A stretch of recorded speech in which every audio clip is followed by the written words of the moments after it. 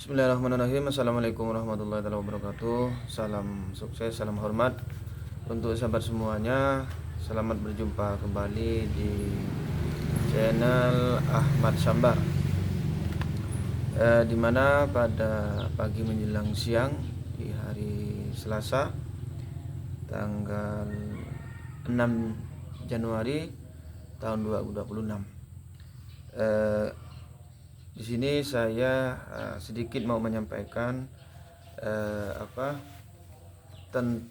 tentang tokoh filsafat, yaitu Demokritos, sang atomis. Demokritos ini adalah murid dari Leokipos. Demokritos ini murid dari Leokipos. Demokritos lahir sekitar tahun 460 sebelum Masehi dan meninggalnya di tahun 370 tahun sebelum Masehi. Demokritos ini adalah salah satu tokoh filsafat yang juga cerdas, intelektual, ahli pemikir, ahli filsafat, dan dari sebagian atau kebanyakan dari ahli yang beliau pikirkan, yang beliau analisa kan ada salah satu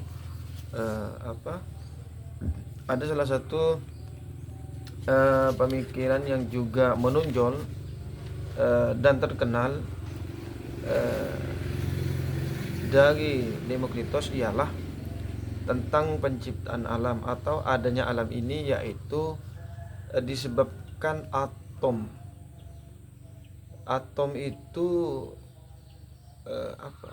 itu sebuah benda yang tidak bisa dilihat oleh panca indera. Namun atom itu ada. Atom itu adalah bagian dari terkecil, bagian yang paling halus, yang sudah tidak bisa dibagi lagi, yang tidak bisa diraba lagi, dan tidak bisa dilihat oleh mata kita. Dari hal-hal kecil itu dan paling halus itu, yaitu atom, terkumpullah atom-atom itu, dengan atom yang satu dengan atom yang lain, sehingga terjadilah alam semesta ini menurut Demokritos. Sehingga filsafatnya Demokritos ini juga dinamai atomisme. Dan atom itu dipelajari sampai hari ini, di zaman kita ini. Saya pernah membaca sebuah teori atau tokoh muslim yang pernah mengatakan bahwa dia juga meyakini bahwa alam semesta ini terbentuknya dari hal-hal yang kecil, itu atau atom, atau yang disebut atom oleh Demokritos. Dan atom ini kita mungkin masih ingat, kita dulu pernah belajar atom ini di masa-masa bangku SMP, pelajaran biologi. Itu kita pernah mempelajari itu, dan bahkan berkembang lagi di kita sekolah SMA, dan di perkuliahan itu ada jurusan tersendiri di bidang atom tersebut.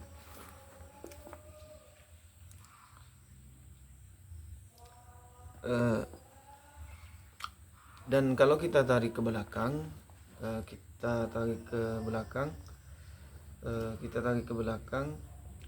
ini sebuah pengembangan pemikiran yang dilakukan oleh Demokritos. Mari kita tarik sedikit belakang, ialah Thales mengatakan alam semesta ini unsur utamanya, prinsip utama unsur utamanya itu atau sumber utamanya adalah air. Terus menurut Anaximandros, murid Thales mengatakan bahwa alam semesta ini ada karena ada unsur ilahi atau prion. Terus sang murid Thales yang satunya, Anaximenes, mengatakan unsur utama dari alam semesta ini adalah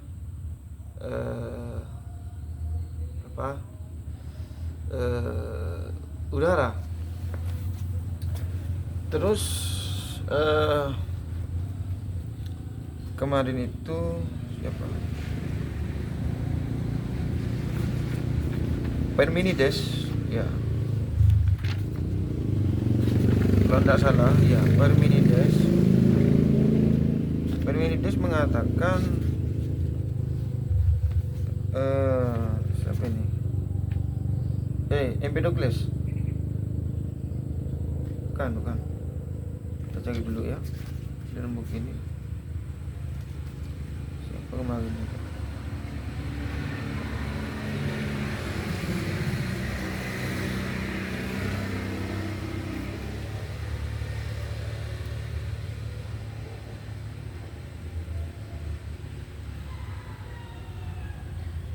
Parmenides ini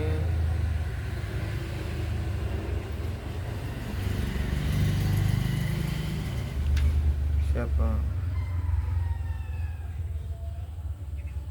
Oh ya,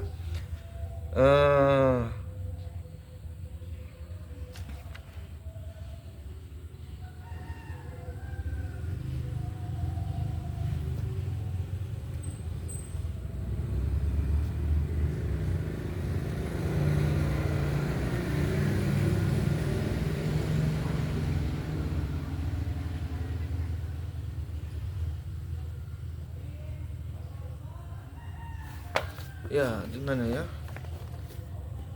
Siapa? Kemarin itu kan Parmenides, tapi Herakleitos. Herakleitos mengatakan api. Api adalah sumber utama dari alam semesta ini karena api sifatnya merubah.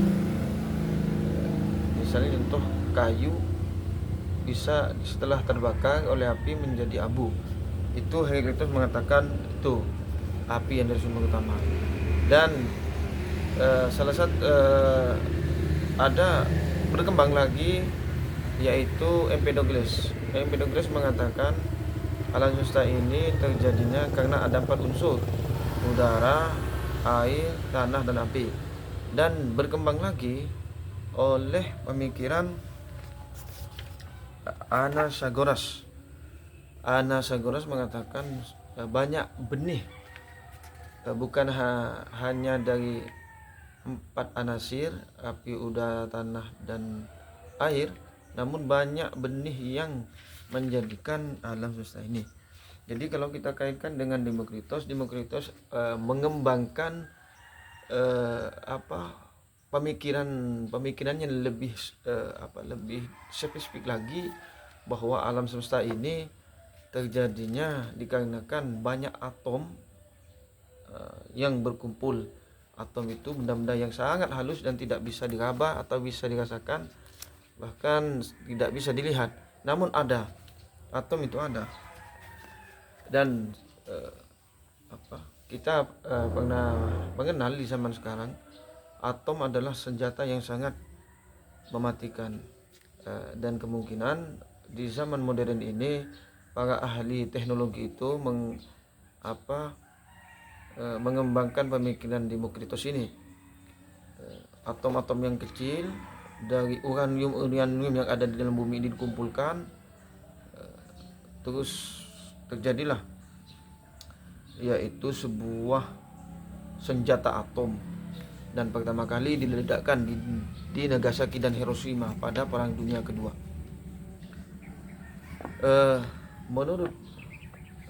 Menurut Demokritos,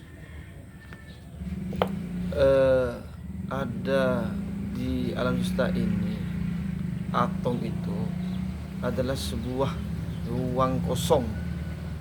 Karena saking halusnya itu di alam semesta ini ada ruang kosong yang harus diisi oleh atom-atom itu sendiri. Contohnya apel. Menurut Herakleitos di sini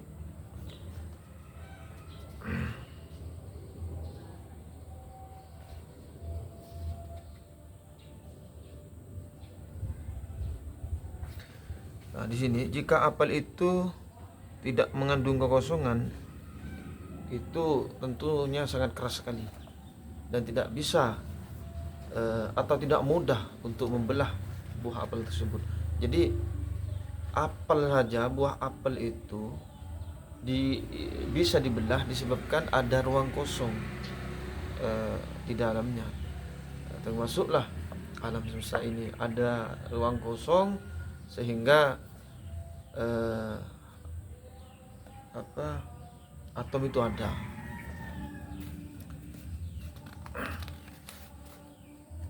Dan pemikiran Demokritos ini tentang atom terjadinya alam semesta ini dari atom atau benda-benda yang sangat kecil dan halus, pengaruh dari pemikiran atau pengaruh dari ilmu Demokritos dipelajari dan digunakan sampai hari ini. Dan itu tidak bisa kita pungkiri bahwa memang atom itu sangat diperlukan sekali, lebih-lebih oleh para ilmuwan teknologi.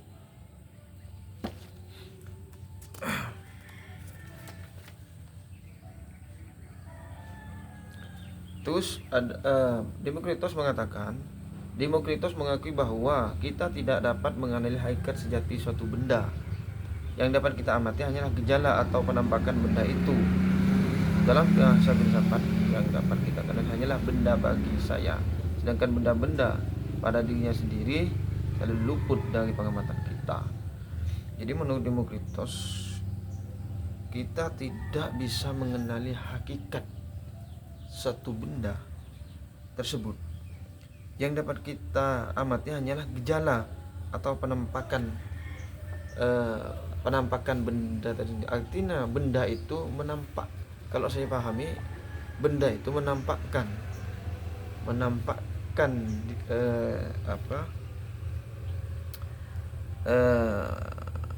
benda itu menampakkan zatnya, menampakkan zatnya itu kepada kita, sehingga kita bisa melihat atau bisa memandang benda tersebut. Namun sejatinya benda yang terhalus di dalamnya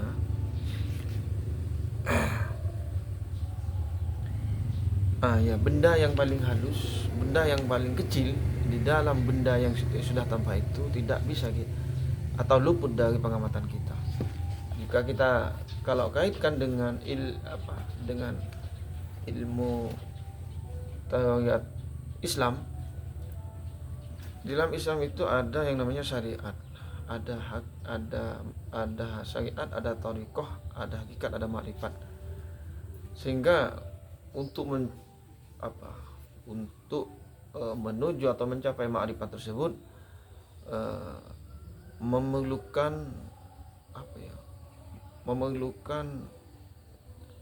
ekstra dari kita untuk bisa mencapai ke derajat makrifat. Artinya syariat dulu dibetulkan, dibenarkan, baru kita ke thariqah. Thariqah itu pengamalannya sudah sip, sudah oke, baru kita mengetahui hakikat udah tahu, baru kita ke makrifat. Jadi tidak bisa langsung ke meloncat ke makrifat jika syariatnya belum benar. Kalau kita kaitkan dari pemikiran Demokritos, itu ada sedikit ada kesamaan, bahwa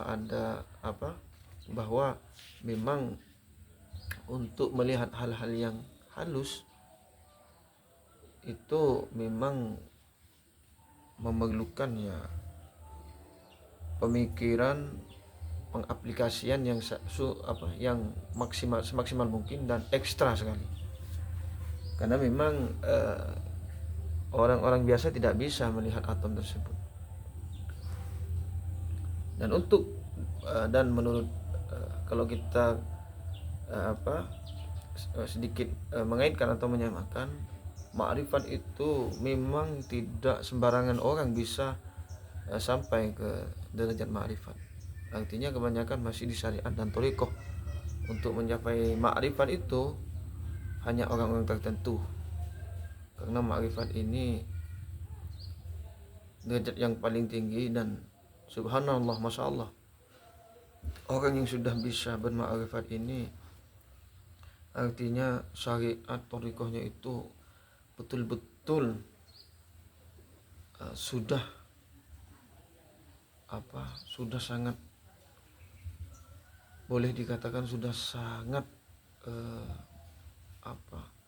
sudah sangat benar, sudah sangat sesuai apa yang sudah jadi ketentuan oleh Allah Subhanahu wa taala. Apa yang diwajibkan dan apa yang dilarang betul-betul dikerjakan.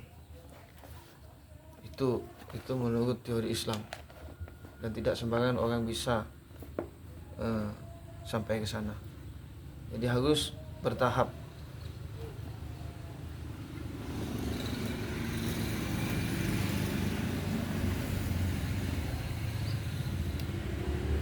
Terus termasuklah menurut Demokritos, termasuklah manusia itu sendiri, manusia itu sendiri, kita itu juga terbentuk dari atom-atom itu tersebut, dari hal-hal yang sangat kecil, yang sangat halus, sehingga terciptalah manusia. Dan ada juga ajaran etikanya Demokritos, ialah mengajarkan aturan kehidupan praktis yang menunjukkan idealisme tinggi. Menurutnya tujuan tertinggi dari hidup manusia adalah euthymia, keadaan batin yang sempurna dari keseimbangan semua faktor dalam hidup, kesenangan, kesusahan, kenikmatan dan pantang, yang bertugas mengusahakan keseimbangan. Namun kembali agar seimbang, menurut Demokritos, keseimbangan dalam hidup itu memang harus menggunakan rasio. Rasio itu menggunakan akal sehat, logika yang benar, logika yang tepat. Jadi keseimbangan hidup manusia itu tidak semata-mata karena kebetulan, melainkan disebabkan menggunakan rasio atau logika atau pemikiran yang sehat, yang betul dan yang benar.